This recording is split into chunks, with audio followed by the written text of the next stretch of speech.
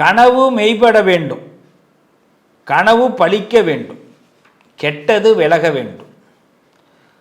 5 கரத்தினை ஆனை முகத்தினை இந்தின் இளம்பிறை போலும் ஏற்றினை நந்தி மகந்தனை நாண கொழுந்தினை புந்தியில் வைத்தடி போற்றுகின்றேன்.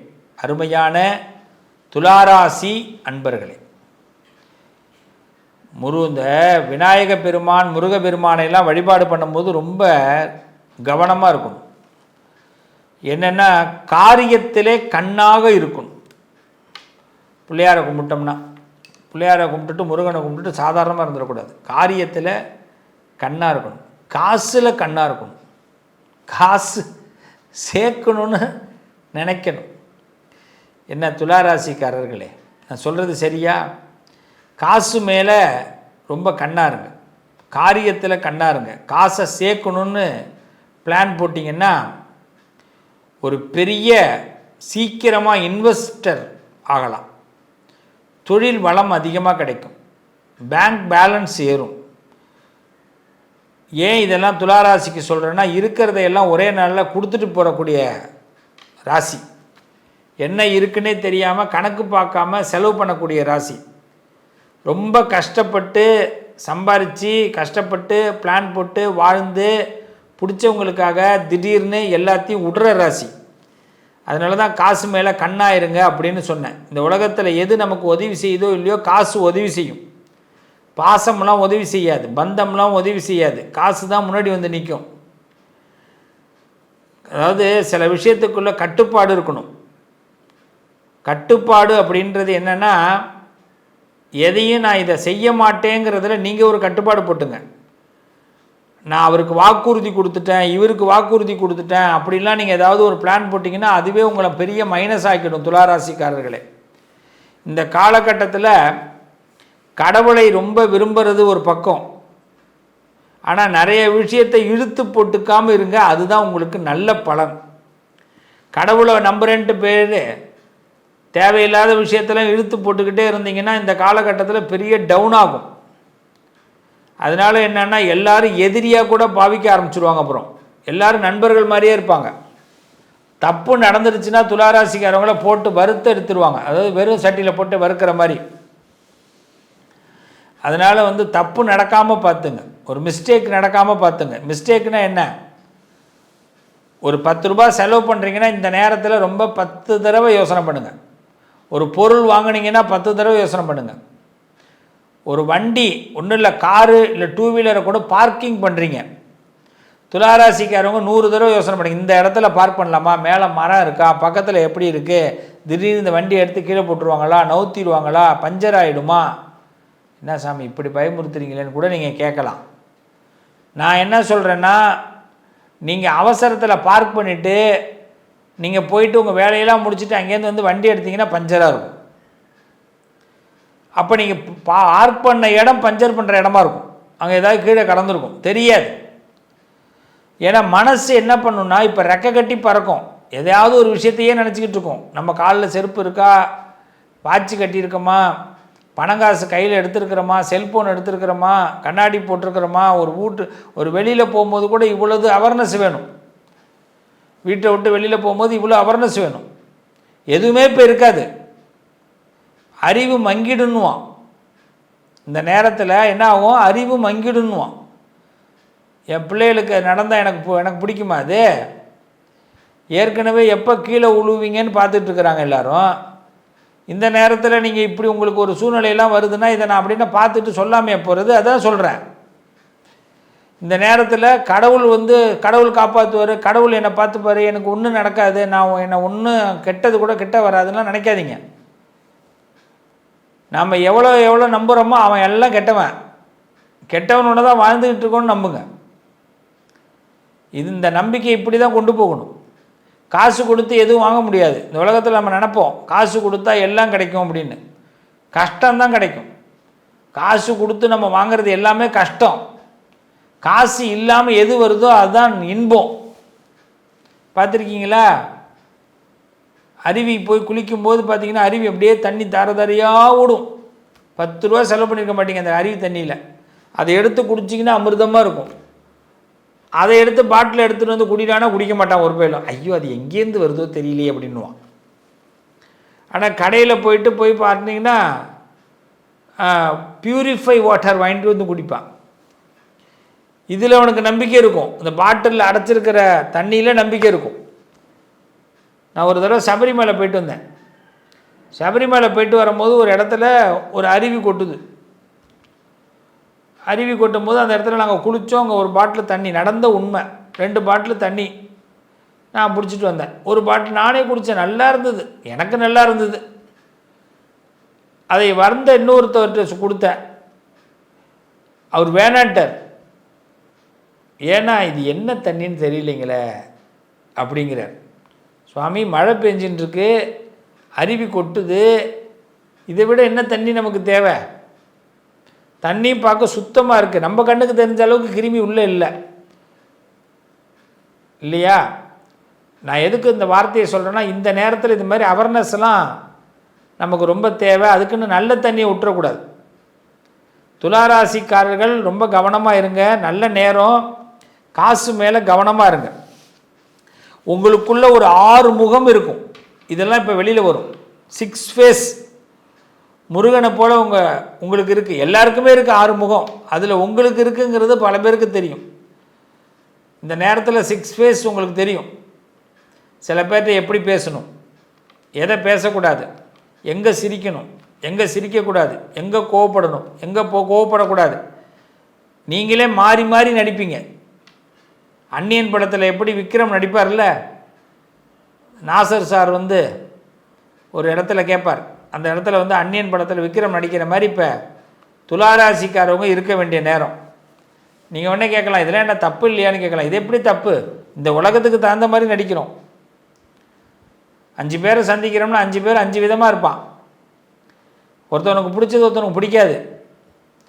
அதை தெரிஞ்சுக்கிட்ட பலன் தான் நம்மளோட நேரம். துளாராசிக்கு அந்த தெரிஞ்சுக்கிறதுக்கான பலன் தெரிஞ்சுக்கிட்டீங்க. அப்போ அதனால் 6 ஃபேஸ் உங்களுக்கு இருக்குங்கிறது இப்போ தெரிய வரும். ஆனால் அதை யாருக்கும் காட்டக்கூடாது. 6 முகம் இருக்கிறது வெளியில் தெரிஞ்சு போச்சுன்னா நமக்கு மரியாதை இல்லாமல் போடும். புரியுதுங்களா? ஒரு ஃபேஸ் இருந்தாலே மரியாதை கிடைக்க மாட்டேங்குது. 6 ஃபேஸ் இருக்குன்னா அவங்க என்ன நினைப்பாங்க, அடிக்கடி இவங்க என்ன மாறிக்கிட்டே இருக்கிறாங்க அப்படின்வாங்க. நம்ம மேலே ஒரு ரீமார்க் ஏற்படுத்திடுவாங்க. ஸோ அதனால் 6 ஃபேஸ் இப்போ கிடைக்கும். ஒரே ஒரு விஷயத்தை நல்லா தெரிஞ்சிங்க, கல்யாண வாழ்க்கைகள் சில பேருக்கு அமையும். கல்யாண வாழ்க்கை அமையும், கல்யாணத்தில் நிம்மதி கிடைக்கும், கல்யாணம் சம்பந்தமான விஷயங்கள்லாம் கை கொடுக்கும். இந்த நேரம் ஒரு அருமையான நேரம், ஒரு அற்புதமான காலம், துவக்கம். இந்த நேரத்தை பொறுத்த வரைக்கும் தெய்வ பலங்கள் ஏற்படும். நிறைய கனவு காணுங்க. என்ன கனவு காண்றீங்களோ அது பலிக்கும். அது கல்யாண கனவு பலிக்கும். கல்யாணம், கெட்டி மேளம், ஒரு ஊருக்கு போகிறது, பயணங்கள், பஸ்ஸில் ஜாலியாக பாட்டு கேட்டுட்டு போகிறது, காரில் போகிறது, ஏதாவது என்னது என்ன பார்க்குன்னு சொல்லுவாங்களே, அந்த பொழுதுபோக்கு இடங்களுக்கு போயிட்டு வர்றது, இது மாதிரிலாம் கனவு வரும். அந்த கனவுலாம் சக்ஸஸ் ஆகும். சில பேர் 2 வீலரில் போகிற மாதிரி, காரில் போகிற மாதிரி, பிடிச்சவங்களோட போகிற மாதிரிலாம் கனவு வரும். ரொம்ப விசேஷம். நல்ல கனவுலாம் வரும். அந்த கனவுலாம் இப்போ மெய்ப்படும்.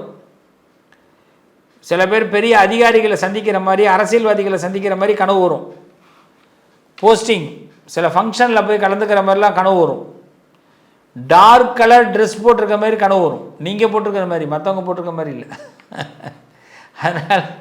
அதனால் அப்போ இந்த கனவுலாம் பெஸ்ட்டாக உங்களுக்கு செட் ஆக போகுது. ரொம்ப பெஸ்ட்டாக இருக்க போகிறீங்க. எல்லோருக்கும் உங்களை பிடிக்க போகுது. இந்த நேரம் ஒரு அற்புதமான நேரம். கெட்டது விலக போகுது. தொடர்ந்து இப்போ பார்த்தீங்கன்னா ஒரு குறிப்பிட்ட காலத்தில் இப்போ பார்த்தீங்கன்னா அந்த ஒரு 2 மாதமாக தொடர்ந்து செலவு வந்துக்கிட்டே இருக்கும். ஏகப்பட்ட செலவு வந்துருக்கும். சொல்ல முடியாமல் டக்குன்னு செலவு வரும். செட்டியாக ஒரு கடையில் ஒரு மளிகை கடையில் 10 ரூபாய்க்கு மேலே வாங்கக்கூடாதுன்னு நினச்சிருப்போம், 50 ரூபா வாங்கியிருப்போம். சாப்பாடுக்கு போய் 50 ரூபாய்க்கு மேலே செய்யக்கூடாதுன்னு நினச்சிருப்போம், 100 ரூபா செலவு பண்ணியிருப்போம். இந்த நேரம் எந்த 10 ரூபா செலவு பண்ணக்கூடாதுன்னு நினச்சிருப்போம், ஒரு சொந்தக்காரன் வந்திருப்பான், அவனுக்கு ஒரு 5000 ரூபா செலவு பண்ணுற மாதிரி போயிருக்கும். இது மாதிரிலாம் எதிர்பாராத செலவுகளெல்லாம் இப்போ சந்திச்சிருப்பீங்க. ஸோ இப்போ இதை எல்லாத்தையும் விட்டுட்டு இப்போ புதுசாக லைஃப் ஆரம்பிக்குது. இந்த நேரத்தை நல்லா பிடிச்சிக்கிங்க, கனவு காணுங்க. புதுசாக உங்கள் வாழ்க்கையை மாறப்போகுது. லைஃப்பில் நிறைய அச்சீவ்மெண்ட் அடைய போகிறீங்க. இது ஒரு சக்ஸஸ்ஃபுல் டைம். பிள்ளையாரை நிறைய வணங்குங்க. நிச்சயமாக என்றைக்கும் நல்லா இருப்பீங்க. துளாராசி துக்கங்களை தூர எரிஞ்சிட்டு காசு விஷயத்தில் கொஞ்சம் கவனமாக இருந்து நிறைய சம்பாதிங்க, நல்லா இருப்பீங்க. நாம் காணக்கூடிய ஒரு கனவு பலிக்கக்கூடிய நேரம். இதுதான் நம்ம பேசிக்கிட்டு வரோம். இந்த ஏதோ ஒரு கனவு நமக்கு பலிக்க போகுதுன்னு சொன்னோம். அதே மாதிரி கெட்ட சக்தி விலக போகுதுன்னு சொல்லியிருக்கோம். நம்மள்கிட்ட இருக்கிற ஒரு துஷ்ட சக்தி, துர்சக்தி. அப்போ இந்த ரெண்டையும் நல்லா நம்ம தெரிஞ்சுக்கணும். துர்சக்தி வெளியில் போகுது, நல்ல சக்தி உள்ள என்ட்ரி ஆக போகுது, கனவு பலிக்க போகுது. இந்த மாதிரி பதிவுகள் கேட்கும்போது முதல்ல நம்ம ஒரு விஷயம் தெரிஞ்சுக்கணும். மனசை கான்ஃபிடெண்ட்டாக நம்ம முடிவு பண்ணிக்கணும். மனிதனுடைய மனம் கான்ஃபிடென்ட் லெவல் என்றைக்குமே குறையக்கூடாது. இந்த கான்ஃபிடென்ட் லெவல் குறையாமல் இருந்தால் தான் நமக்கு நல்லது நடக்கும். சகோதரர்களே, உறவுகளே, நண்பர்களே, உங்களுக்கு நான் இந்த ஒரு விஷயத்தை பதிவு பண்ணுறேன். ஒரு மனுஷனுடைய பவர் எது? அவனுடைய மனபலம். மனசில் பலம் இருக்கிற வரைக்கும் உங்களை யாரும் நெருங்க முடியாது. அதே உங்களுடைய மனபலம் குறைஞ்சிது அப்படின்னா, சொல்லுவாங்கள்ல, யானை இழைச்சதுன்னா எறும்பு உள்ளே போகணுவான். அதனால் நம்மளை யார் வேணாலும் அட்டாக் பண்ணுவாங்க. அதனால் நம்ம மனசு உடையாமல் முதல்ல பார்த்துக்கணும். ஃபஸ்ட்டு நம்ம தைரியமாக இருக்கணும். என் உறவுகள் தைரியமாக இருக்கணும். தைரியமாக இருந்தீங்கன்னா மற்றவன் பார்த்துட்டு பயப்படுவான். ஆஹா, இவர் இந்த தைரியமாகவே இருக்கார், இவர் தைரியம் இன்னும் குறையில, அப்போ நம்ம உள்ளே போயிடக்கூடாது அப்படின்னு. அப்போ நீங்கள் உங்களுக்கு ஒரு கனவு காணப்படும்னு சொன்னேன், ஒரு கனவு வரும்னு சொன்னேன்.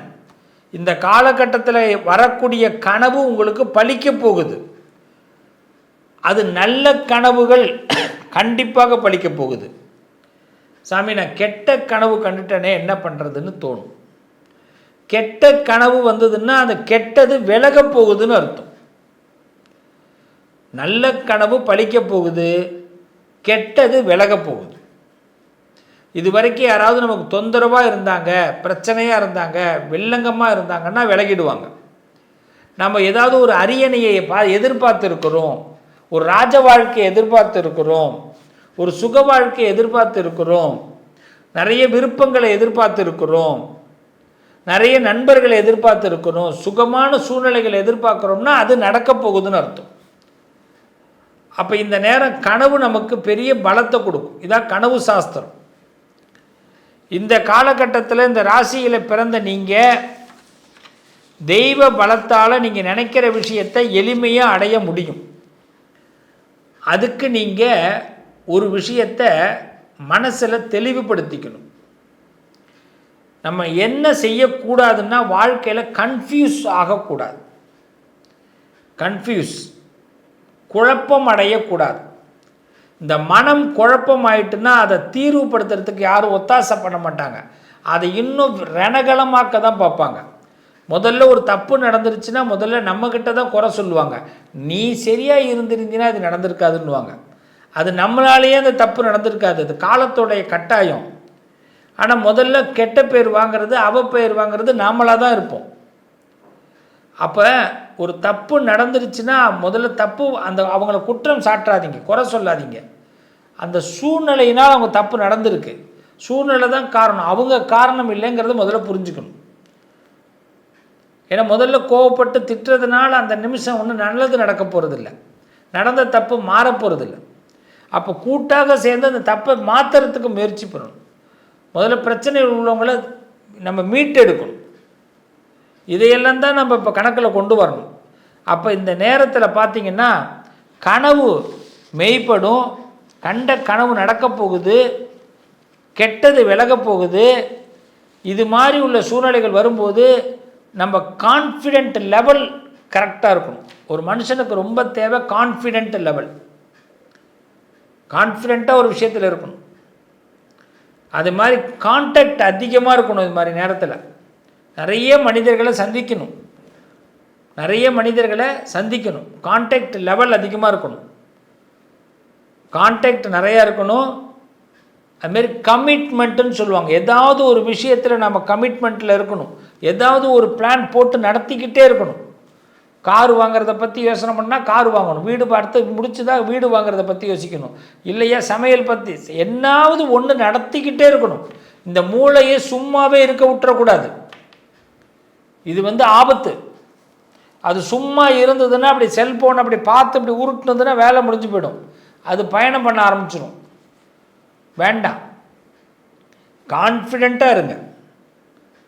அதே மாதிரி கான்சன்ட்ரேஷன் பவர், ஒரு விஷயத்தில் ரொம்ப கான்சன்ட்ரேஷன் இருக்கணும். என்ன நினைக்கிறோமோ அதில் இறங்கி வேலை செய்யணும். இந்த குதிரைக்கு லாடம் போட்டிருப்பாங்க, அது மாதிரி இருக்கணும். ஃபுல் அண்ட் ஃபுல் அதில் தான் இருக்கணும். கான்ஃபிடென்ட், கான்சன்ட்ரேஷன், கான்டாக்ட், மனுஷாரோட தொடர்பை அதிகப்படுத்திக்கிட்டே இருக்கணும். அதுவும் எப்படி? வயசில் பெரியவர்களோட தொடர்பை ஏற்படுத்தணும், நல்ல அதிகாரத்தில் உள்ளவங்களோட தொடர்பை ஏற்படுத்தணும். நாம் மட்டும் சின்ன பிள்ளைத்தனமாக நடந்துக்கக்கூடாது. அப்போ தான் நம்ம முன்னேற முடியும். பெரியவர்களோட தொடர்பு, கான்டாக்ட் எப்படி இருக்கணும்? நம்ம தைரியமாக ஒருத்தவங்கள்ட்ட பேசணும். 4 IAS அதிகாரிகள், 4 IPS அதிகாரிகள், பெரிய மனுஷங்க, வேல்யூபுள் பர்சன், இவங்களையெல்லாம் நினச்சி பார்க்கணும், இவங்களையெல்லாம் திங்க் பண்ணணும். அப்போ தான் லைஃப் சக்ஸஸ் ஆகும். அதையெல்லாம் விட்டுட்டு எதுவுமே இல்லாமல் நம்ம கீழே போயிட்டு இருக்கக்கூடாது. இன்றைக்கி நடக்கிறது எல்லாமே இன்றைய சந்தோஷம், இது இந்த நிமிஷத்தோடு முடிஞ்சிடும். ஆனால் நாம் நினைக்கிற கோல், கான்ஃபிடெண்ட்டாக நம்மளோட எதிர்காலத்தை பற்றி யோசித்தா நல்லா இருப்பீங்க. நம்புங்க, கான்டாக்டை வளர்த்துக்குங்க, பெரிய மனுஷங்களோட பழகுங்க, பெரியவர்களுடைய குணநலங்களை அப்படி எடுத்துக்குங்க. உங்கள் வாழ்க்கை நல்லா இருக்க போகுது, ராஜ பார்வை கிடைக்க போகுது, நீங்கள் கண்ட கனவு நடக்க போகுது, வாழ்க்கையில் உங்கள் கெட்டது எல்லாம் விலக போகுது. கான்ஃபிடெண்ட்டாக இருங்க, கான்டாக்டை வளர்த்துக்குங்க, கன்ஃபியூஸ் ஆகக்கூடாது, கான்சன்ட்ரேஷன் கரெக்டாக இருக்கணும். இப்படி இருந்தீங்கன்னா வாழ்க்கை, ராஜ வாழ்க்கை கண்டிப்பாக உண்டாகும். வாழ்த்துக்கள், நல்லதே நடக்கும்.